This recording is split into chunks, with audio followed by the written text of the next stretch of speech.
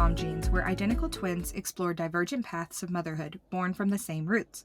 Join us as we navigate this crazy world of parenting, proving that even with identical DNA, our journeys are still unique. Get ready for laughs, insights, and a double dose of maternal mayhem. Right up until the end there, it was a little flight attendant-y. Like, I've been practicing my flight follow attendant the voice lights to the exit row. Well, Love it.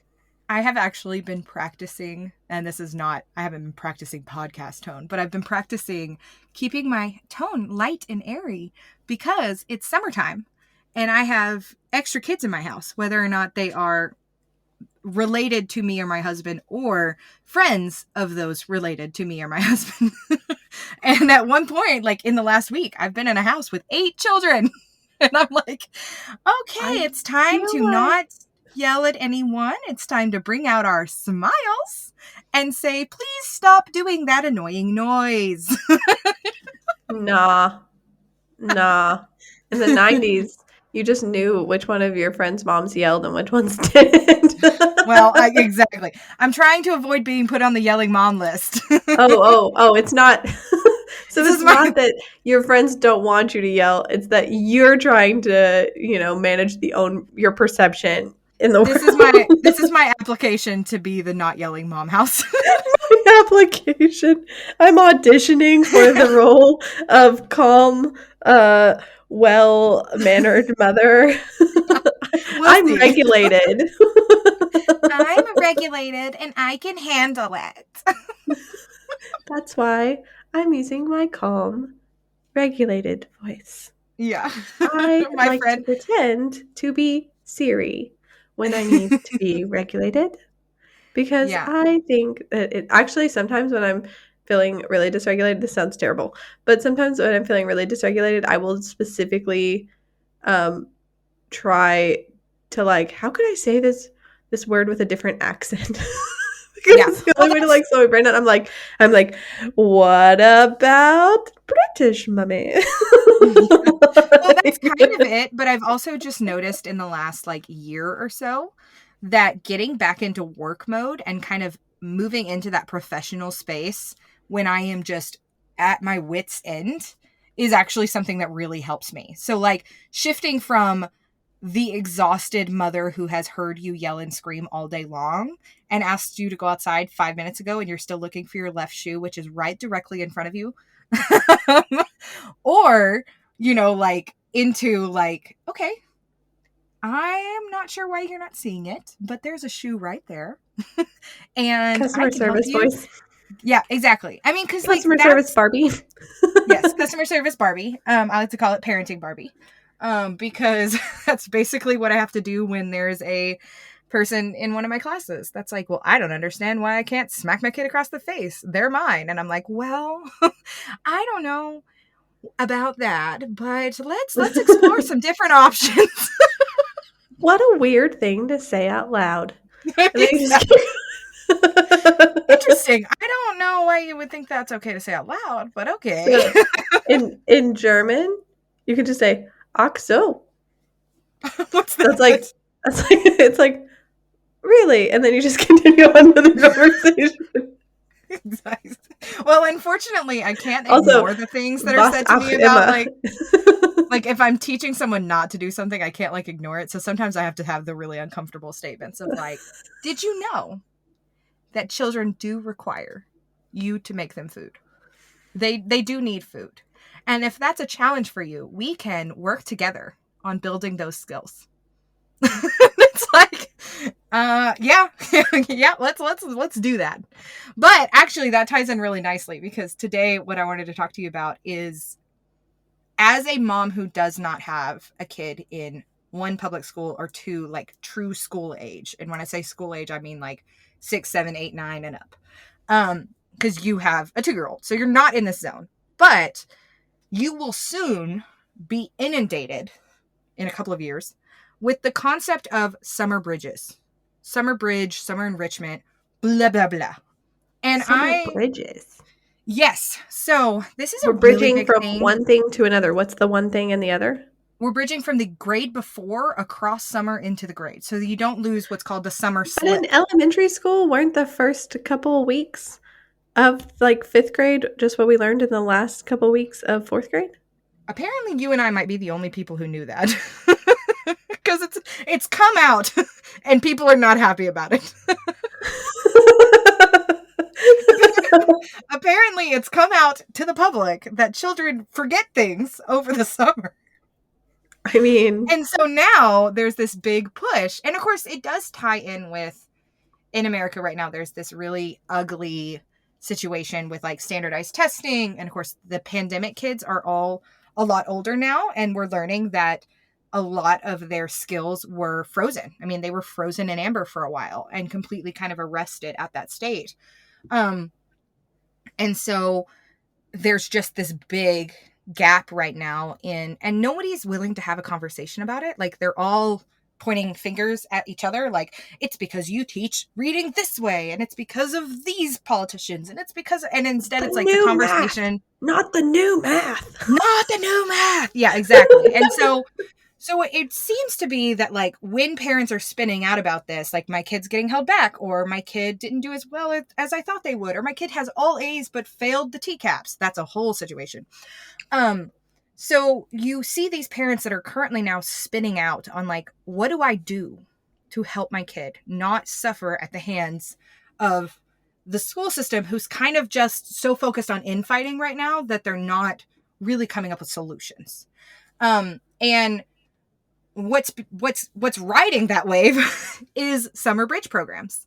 And summer bridge programs, or like you can buy books and like worksheets, are basically just that. It's like 15 minutes a day or an hour a week. And it's supposed to keep your child learning and keep up their skills throughout the summer. Inherently not a bad thing. Go ahead. But like, okay, as clearly a professional,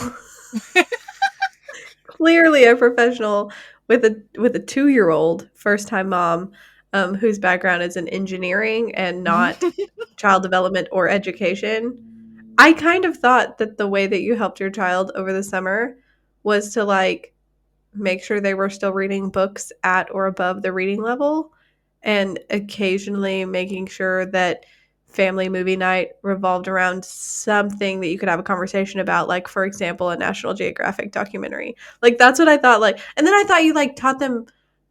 I just kind of assumed that summer was like when they learned how to scramble their first egg. Or how. So that is what, like, in my opinion, should be happening. And that's what I refer to as summer enrichment. Like 90s summer? I really can't figure it out without being, I sound a little judgy. But to me, what you just described makes perfect sense if you have a relationship with and you talk to your children. But what's ultimately coming out and what is ultimately kind of being preyed upon, I would argue, by this kind of culture right now is parents don't know what their kids are learning at school. And it was too long ago for them to know what their kids are learning at school. And now so much learning is like not paperwork. It's like they're not bringing textbooks home. So you can't be like, oh, you're learning about triangles this week. Or whatever. Yeah. And so there's this massive disconnect. It is no longer like, hey, we learned this at school this week, and now we have a diorama we have to build, and you're going to help me because you know about dioramas. Like, it is now like everything is done at school. It's very, very segmented. Okay. And so. Well, and let's just preface this entire conversation with the fact that over the summer, parents are expected even though their entire childcare situation has changed, they're expected for their work schedules and nothing to change there. And that's where you get, and there's absolutely no support. Yeah. And that's where you get this massive panic that's happening. And I just see so many parents stressed out by it. And like, it's really unfair. But you see this. I mean, if somebody was telling me like, hey, as the professional who is in charge of educating your child, I'm going to need you to XYZ over the summer, because it would feel like I was saying, I didn't really finish my job. Mm-hmm. So can Yeah. you do it for me before it becomes somebody else's job? Like And that's the vibe, and maybe that sounds really judgmental, and I'm not coming from a place of no, I judgment, don't think but it that's my is first because impression is like, no, that be like you be the educators yeah. and Well, so I'll be that's what I mean by infighting. Like, that's why I mean where, like, parents are ultimately, just like at the beginning of the pandemic, parents are experiencing this massive squish between two unmovable things. And the two unmovable things, unfortunately, are like, we can't blame the teachers because they're not getting paid and all of these laws are preventing them from doing things. right, like But we also can't change the laws because we're stuck in a standstill because, oh, maybe these kids are being failed at the local level. Like, it's this huge game of pointing fingers. And what's coming down to it is, as an individual parent, you either dismiss it because you are not capable of understanding and comprehending it right now because you are overwhelmed and then you feel like you're failing, or you're going out of your way to try to overcompensate and do these things, and you're buying all these books and you're doing all these worksheets, and now suddenly your kid is angry at you because you're doing homeschooling in the middle of the summer to make up for right. what was missing. And so, like, it's just this really heartbreaking thing. And what really kind of, so I always work really hard on making something about the day learning. Not necessarily because, I have a 3-year-old and an almost 7-year-old. And learning could be as simple as what you're saying. Like, hey, here's how we crack an egg into a bowl. That's learning. But that's because you have to value all things in learning as equal. And I think as a culture, specifically in America, we think of reading, writing, and arithmetic. Like, those are the That's things. fair. And so when you're getting a bell rung and a big siren over here about, well, reading, writing, and arithmetic are not happening anymore, then all of this other stuff is going to get shoved away. And we're going to focus on those 3 things. But in focusing on those 3 things, you're cutting off these pieces where kids are not able to learn these things. Because honestly and truly, if you're a parent and you work 8 hours a day out of the home in the summer and you have a 10, 11, and 14-year-old, they're old enough to stay home by themselves. So you want to enrich them. Let's say you want to enrich them. So you're going to give them something for them to learn over the week. Well, are you going to let them crack an egg and learn how to cook without you? Or are you going to set them in front of a book and say, hey, practice your times tables, your history, that kind of stuff? But then when you get home and you're exhausted and they're frustrated because they wanted to play outside and instead we're doing worksheets, your relationship is impacted. And so you don't get to have the meaningful moments of, hey, did you know that this is how we make your dad's favorite cake? Or, hey, come help me cook dinner. Like, we're just ultimately, by hyper focusing on the academics and the academic failures, we're losing the actual enrichment. And that's why, like, in our family, I wish that I could advocate for most of the people that I know to do this. And I also know that it's coming from a place of privilege. But, like, we're trying to focus on summer enrichment, not summer bridge. And what that means is, like, we want to do, instead of bridging from one academic year to another, like, we want to see the summer as an opportunity to broaden, not focus. And so, like, we want to introduce new concepts. Like, you've been playing soccer all year, so let's learn how to play baseball. You've been doing art all year, so let's learn music. Like, try to figure out what your kid isn't learning and isn't interested in and try to introduce new concepts. Ooh, I like that. Because it's one of your only chances to do it. If your kid is How long exhausted is going to summer? school. So that's a whole other question. A lot of times summer is like 8 to 10 in weeks. Germany, it's 2 weeks. Oh, that's very Because different. the school year is year round. And so, like, there's literally 2 weeks on my, like, I mean, all I have is the kindergarten schedule, but, like, for 2 weeks, the summer break is 2 weeks. See, and that's And where it's literally shorter than the Christmas break. Yeah. Well, and that's where you get this argument that year-round school would fix the bridge problem. And I actually do agree on a lot of levels with that, but that's a very controversial thing to say in my field. At this point, I'm just trying to help parents work with and for myself to work with what we've got. And well, what yeah, we've got obviously, is like, I'm not suggesting everyone up and move to Germany. yeah. You're not advocating for that No, right now? But no. like, There would be what less. we've got There would be right less now. bread in the bakery for me. That's fair. That's fair. Less croissants. Gotta have to start throwing some elbows for those croissants. But all of that to say that, like, as parents in America in summer of 2024, you're really faced with this question of like, what do you value your child learning? And I feel like every decision with that comes with guilt. I feel like if you don't choose to buy the fancy workbooks or make your own curriculum or whatever for academics and math, and you're not Oh, working on these things, then you feel like you're failing your child.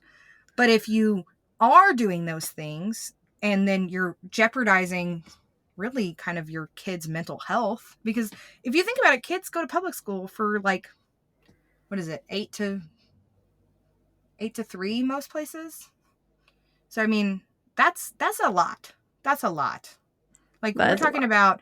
we're talking about if you come home from your full-time job and somebody goes, "Okay, time to do a slightly different version of work." Like, as adults, you would riot.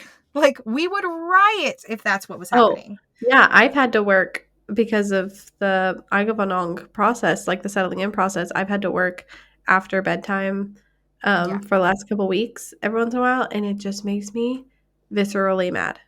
Well, Like exactly. in my gut, angry. And that's what we're doing to our kids. Like, that's what we're doing to our kids. And I I hate hate that. that.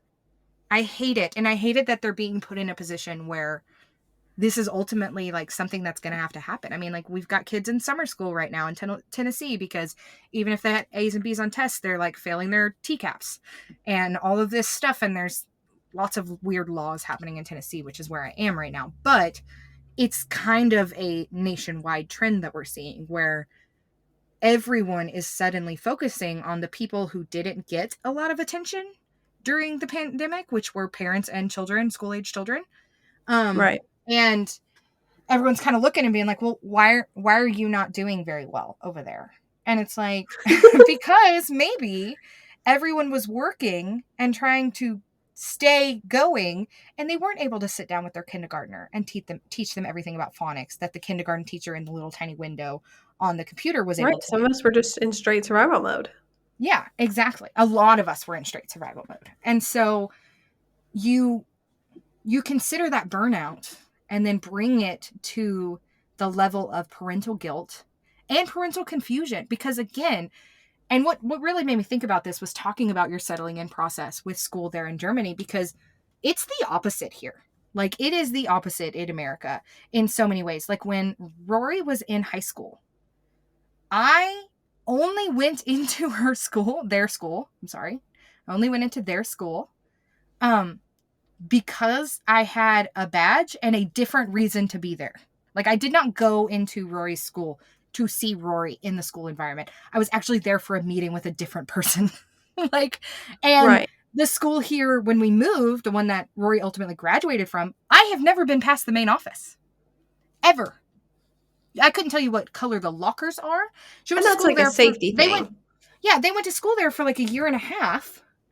And I have never been there. And it's like, we accept that as very normal because it is a safety thing. We do not want strangers walking around in schools. But by creating that gate and those walls, we're actually just making a giant wall that kids climb over every single day, back and forth from school to home, school to home, school to home. It's like a black box. Yes, exactly. And especially because like school days are so long, and with like younger children especially, like it's hard for them to even remember every little thing, even if they wanted to talk to their parents about it. Well, and it gets overwhelming. I mean, like, if you remember being like in high school and somebody goes, oh, well, how's so-and-so and her boyfriend? And you go, well, they broke up 2 weeks ago, but there's been all this stuff. And then, they're like, oh, I would love to know about that. How are you being impacted by that? They're like, I don't want to talk about it. That was 2 weeks ago. There's way too much backstory to explain. Everything that's changed now, like, I don't want to spend an hour and a half deep diving into something that is just not important. But it is important to them. And I think that is just something that Same is reason so. why your child starts off a little shaky in like a math subject, and then the next day they understand a little bit more, and then the next day after that they realize that they didn't actually understand what it was, and they're a little bit more confused, and then there's a quiz on Friday that they fail, but the teacher says a lot of people failed it, so on Monday they're going to go back over it, and then the test is the next Friday and they bomb. And you're like, And why you didn't you end up. tell me that you were having trouble in math? And they're like, because I was like on the path, like my head was down and I was focusing on what I was doing, and it seemed like it was getting better and it seemed like it was getting worse, and you can't like zoom out and see the overall like headed to destruction of Yes, that when you're that's in a it. that's a And then great you way to multiply visualize that it. by, I mean, how many courses are we taking? Like 6, Yeah, 7. like 6 to 8. Yeah, and So, so and then that's you a end lot up of with fine this. details to share. You're basically ending up in a giant, what I'm seeing with parents right now, and it's heartbreaking, what I'm seeing in like my personal friendships, what I'm seeing in professional relationships, what I'm seeing in overall trends, because I do kind of keep my finger on the pulse of those things, is this giant game of hot potato. But instead of the hot potato landing in the hands of the kids and the kids getting burned, the kids are actually just on fire and they're the hot potato. They're the potato. Like, Well, and we talked they're about the this a little bit. potato. We talked a little bit about this when we were talking about how different my daughter's kindergarten settling in period was. And it was because, and like the greatest, I think you were the one who said this, but like the greatest way to describe it was I was feeling the pressure of having to be incredibly flexible. Like, I don't know what my schedule is one day to another. I don't know when I'm going to be able, I can't schedule a work meeting for next week because I don't know how late we'll be allowed to stay at the Kita, or, you know, whether or not I will be separated from her at that point and could take that call or not, you know, like, and I was feeling the pressure of that. But the difference is I am the parent who made the choice that started the new process. Whereas in an American setting, and they tell you to just like drop your kid and run, Yeah, I your mean, because that's what child they is the do. one who carries the load of the transition. Yes. And they carry And the that's why load they're like, of what they may not understand. I mean, how do you tell someone what they don't understand and then right, expect them to advocate for it? And we have this conversation all the time in like child psychology and child development of like teaching children to ask for what they need. And that's as easy as teaching a child to ask for help. But what if they don't know that they need help? right. What What if if they they have don't completely know? normalized, oh, I don't know what's on the board. You know, like I think about the kid in like 6th grade who finds out that they need glasses and they just thought nobody could see the board. Like they just Right, thought, yeah, oh, okay, the teacher's writing those things up there, but nobody can for really see that, so it's not herself. that big of a deal. Yeah, this is how she's thinking. She thinks while writing. Like, and you just have to catch it when she says it out loud, and if you don't catch it, then you're screwed. Like, there are kids that's their reality, and they Yeah. think that. It's just very odd. And so then when you're talking about like how that impacts their summer, that's even wilder because it's like it does feel like you're failing them one way if you make a decision and failing them the other way if you don't. Yeah, and it It really feels comes down impossible. to, it feels impossible. It feels really like if damned if you do, damned if you don't. But it also then I was gonna say that, but I I said failing them instead. well, that's fair. I didn't But know if we said damn on the podcast. well, it's not a curse word. It's you're out of luck. With an ed on the end. How's that? Um but no, I mean, so then you ultimately, and this is where the conversation isn't happening, because I do think a lot of people are aware that the house is on fire and the calls coming from within the house. But I think the next conversation is like, what do you as a parent want your child to know? And we're not Ooh, being that's asked a that big question. question. We're not being asked that question in the public school system anymore. And even in like certain homeschools or like, different types of things, I don't want to touch on the topic of unschooling because that is really upsetting to me and really frustrating to me. And at the same Um, time, you're not being political either with like which no, books yeah. should be banned or if books should be banned or anything like that. No, I think there's just a the basics, conversation. like There's just a conversation about that needs to be had about the disconnect, and it can't be derailed by homeschool's better, public school sucks, unschooling should happen. You know, like all of this stuff. I think the conversation needs to be, hey, you need to, one, know what you value and what you want your kid to value, and two, figure out where they're learning it. Because and your three, kid, I would argue three, because yeah, what's three? Go ahead. Three is knowing where they might be heading and making sure that their path is there, because part of why the school system is jumbled the way that it is because of the priority that America in general puts on earning potential, and how directly linked that is to what degree or where you go, or how much you get in, or whether or not you take out loans, or like, earning potential in general. And that's, that's one thing that is vastly different from Germany, because in Germany, I think, have we talked about the education paths before? No, I don't think so. So, and this is very controversial in Germany itself. There are people who want to do away with this system. But in Germany, at the end of 4th grade, children are divided into like 2 or 3 paths, like tracked. They're tracked is what it's called. Did you send me something about this, or did I read about this the other day? Maybe, I just read about the different levels. So like, but here's the thing, 2 or 3 tracks, one of them is university, one of them is like trade schools, one of them is apprenticeships, like those kinds of things. Yeah. And I mean, it's vastly different, like, educations that you can get. Well, yeah, and if you go to the 2 lower tracks, you can't go to university later. Well, everybody can change within the tracks, but it's very difficult to. It's very, very difficult to. Okay. But technically, that those pathways are open. That they were opened a while ago. But it's not something you hear about. There's not, like, it's not like you could ask your neighbor how their son did it or something, because nobody does it. Yeah. But the real kicker is that none of the tracks determine whether or not you're going to make a livable wage. Oh. None of the tracks determine whether or not you will have paid paternity leave or maternity leave. Yeah, like, it's not sorting into classes. None of the tracks. It's just sorting. It's not sorting you into classes. That's exactly it. Like, it's because the range of earning is so much more narrow that it's, and the system, I mean, like I said, it's got haters. It's got haters for days.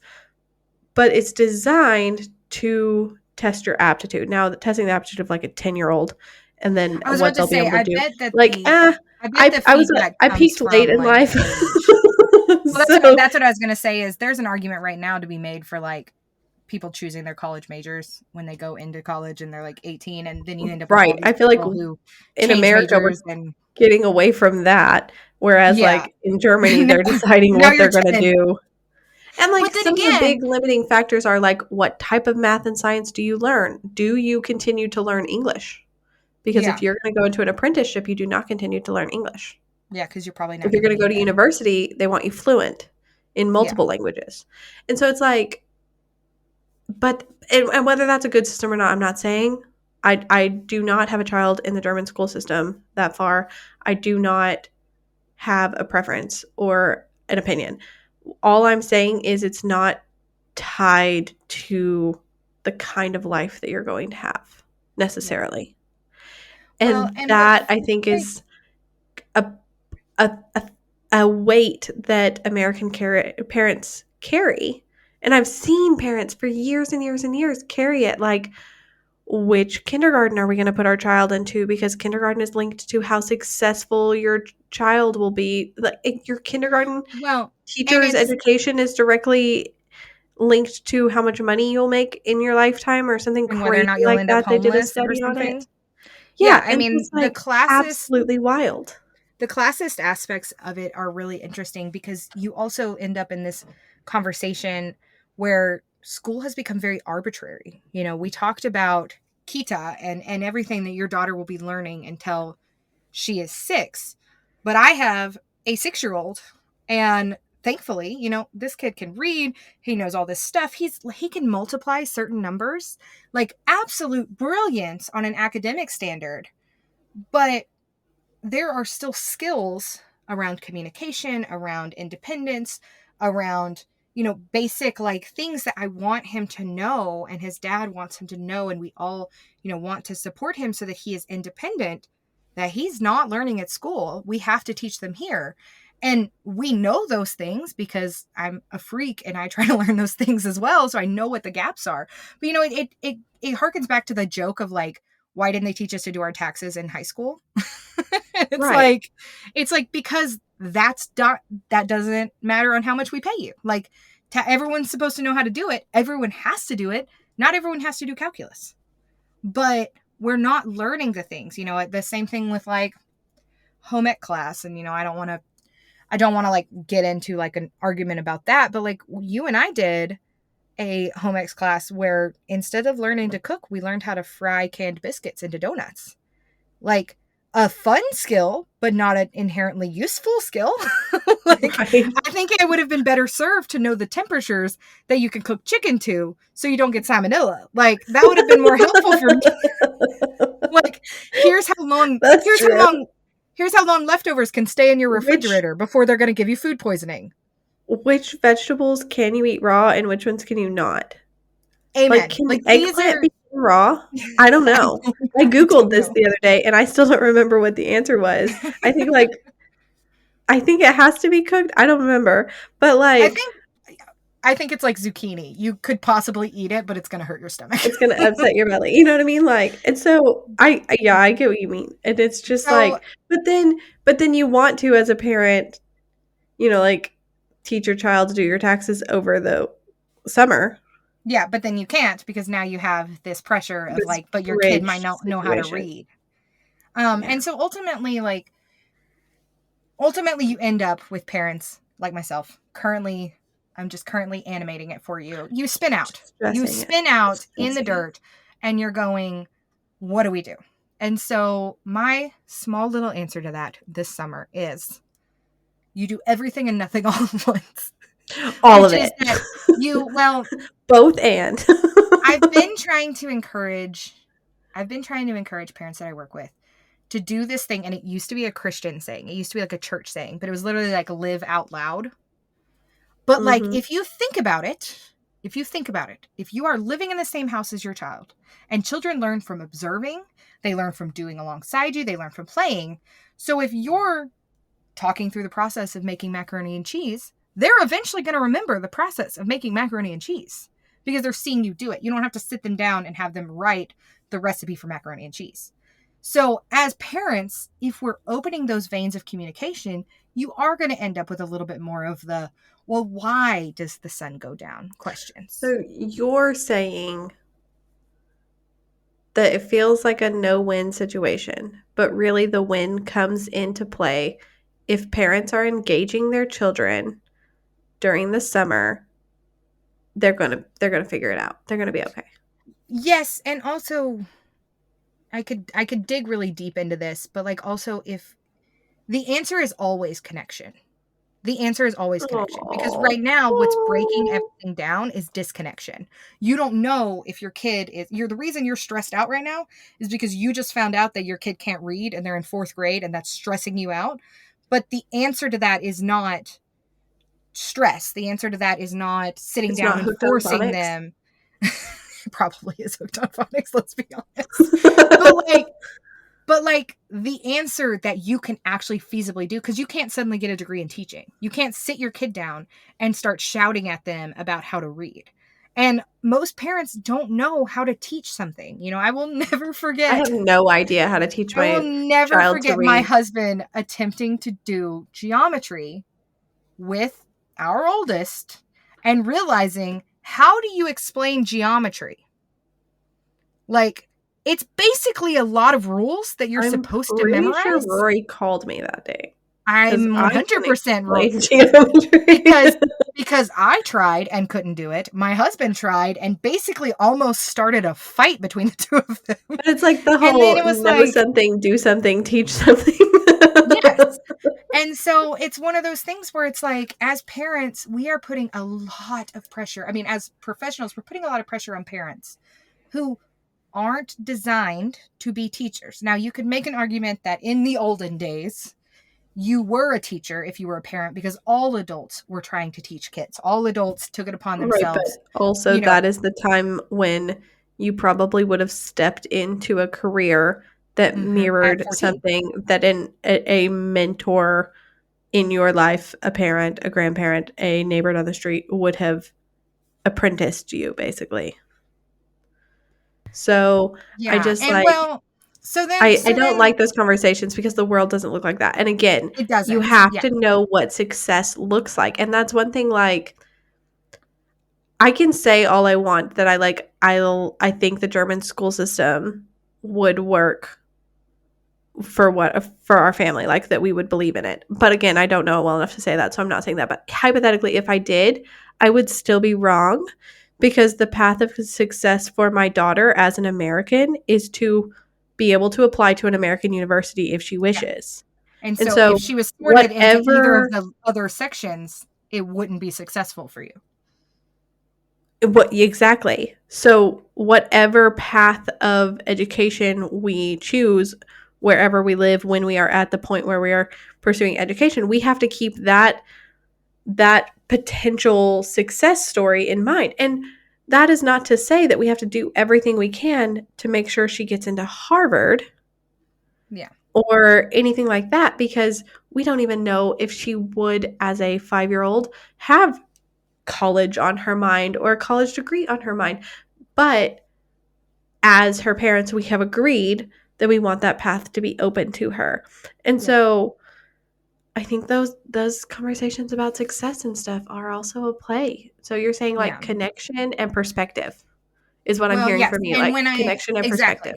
Connection and then perspective, and I'm gonna expand on that a little bit more, because I would even argue, like, keep your perspective of like what you want for the future and then zoom in on what you're currently dealing with. Because one of the biggest causes of conflict between school age kids and their parents is like, parents expect that their kids should be doing something and kids are like, I don't want to do something. And that's a really like boiled down concept.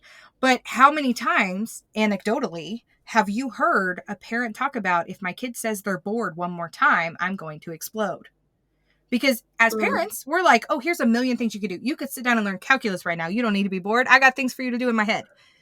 But as children, sometimes being bored is important.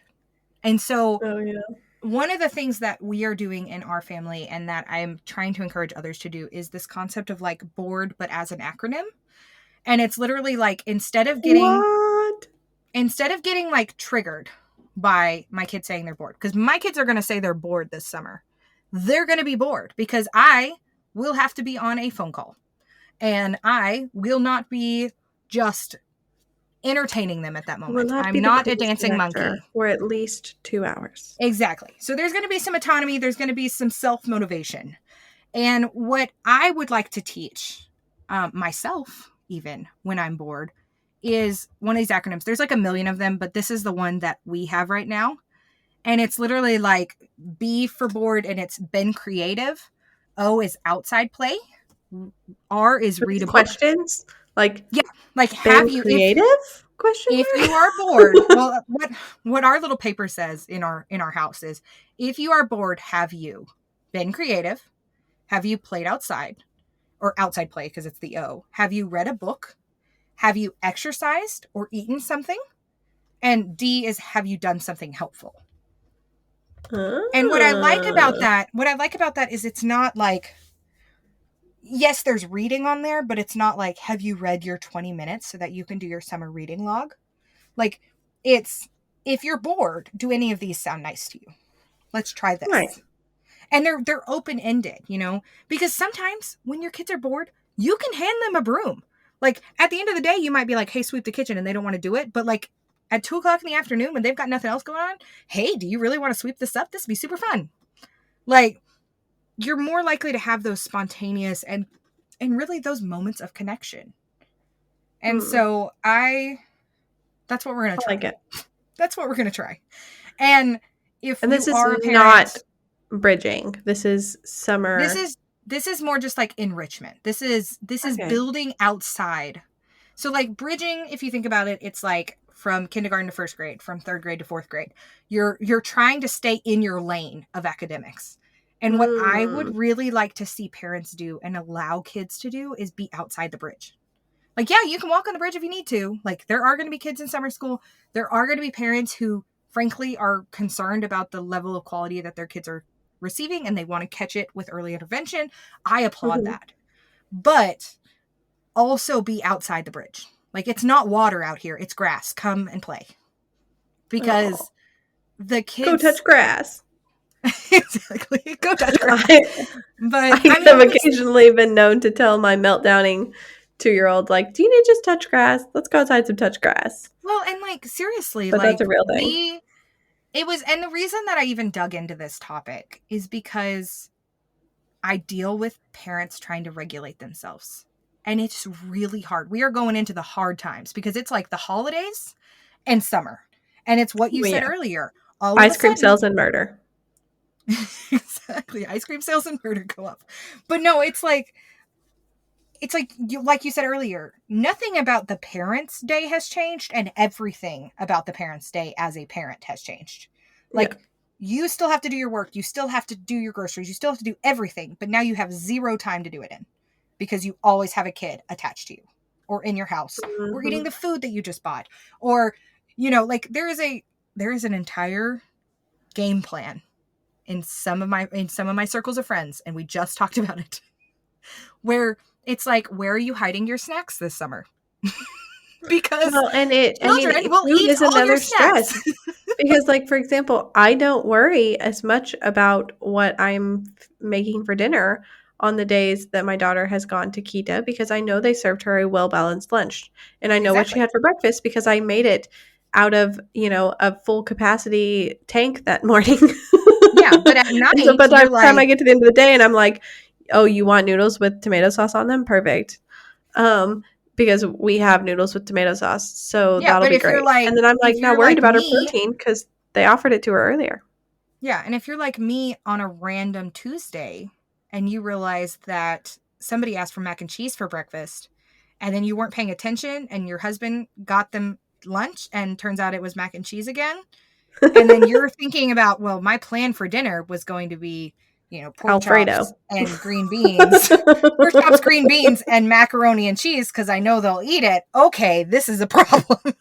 Yeah, and I mean that's a whole thing too. So yeah, so man, nothing about this is meant to be political. I could go on a deep dive on some of these things that I think are actually wrong from the top down, but I think if we're talking about parents and we're talking about kids and we're going into summer, I think the most important thing that we can do for our families and for our kids is to take that perspective and just try to connect with your kid. Because also, your kid's going to go back to school in August. It's going to happen. You're going to get an email. They're going to be okay. But if they have built a connection with you and strengthened it over the summer, you're going to be more in the loop. It's going to be good. And it's going to be possible. And I just think that it's hard, man. Like, it's really hard. And I just feel really strongly that the next couple of months are the trenches for parents of just school-age kids. Like, ice cream and murder. Yeah. I mean, and I say that as somebody who I stay home. I work from home a lot of the time. And then I'm gone, for a couple hours each week for court and home visits and things like that. But I spend all of my time with a 3-year-old who talks constantly. But if I was away from that 3-year-old for 40 hours a week and then suddenly put in the same room as a 3-year-old talking 24/7, you would have no tolerance. I would have no tolerance built up. There would be no ear calluses to exist. Like, it would not be a thing. And so you have to keep that perspective and that grace for yourself, because you are suddenly just exploded with noise and stimulation and fun. And kids are fun. But it's not fun to have to fight for this weird bridge concept. Right. Well, try to keep connection, perspective, and you're a good mom. Thanks. You're a good mom too. Wait till you have a school age. Although honestly, you kind of do now that school is at 2 years old in Germany. Right. Well, I mean, but we get 2 weeks of summer, and so we're probably gonna walk to the pool. There you go. Love that. Love that. Although maybe not, because everyone's out of school at the same time. I know that's the hard thing right now. Is like they shut down home. They shut down story time for summer reading program, and they shut down toddler time for camps. And gymnastics is in a different building. Like everything has changed. Oh no. So anyways, you're a good mom. Good luck navigating it. Have fun. You're a good mom. Happy summer.